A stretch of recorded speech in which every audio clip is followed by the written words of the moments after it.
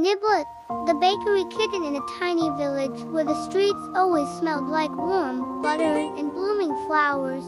A kitten named Niblet came into the world under a wobbly flower cart behind the bakery.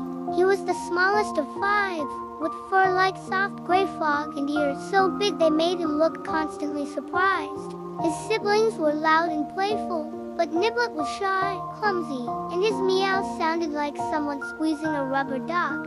From the beginning, Niblet was always a little behind.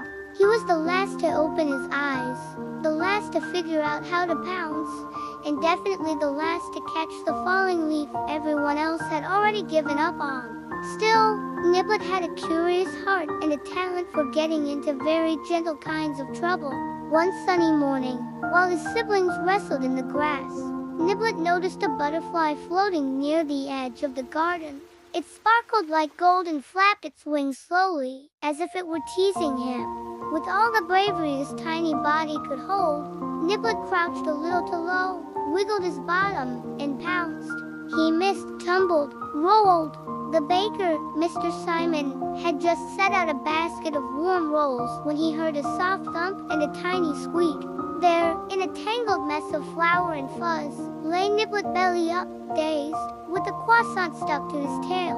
Mr. Simon blinked, then he laughed. Not a big laugh, just a soft, surprised chuckle like a forgotten song. He scooped Niblet up, gently brushed the flour from his whiskers, and said, "Well, I guess I just hired my tiniest assistant." Niblet was placed in a basket lined with a clean tea towel, right beside the oven. From that day on, he became part of the bakery.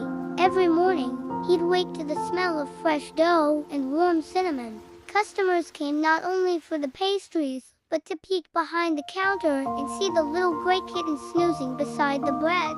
Sometimes he'd stretch mid-nap and fall face first into a bread roll. Other times he'd try to help knead the dough and walk across it like it was a pillow. He wasn't a helpful assistant, but he was certainly the cutest. As the seasons changed, Niblet grew a little. He still had big ears and a squeaky meow, but now he had his own spot on the counter, his own tiny dish, and even his own little chef's hat, though he kept knocking it off.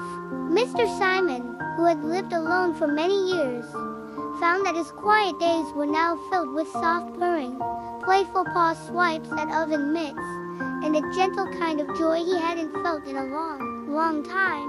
And Niblet, he never caught that butterfly, but he caught something better, a home, a friend, and all the belly rubs a baker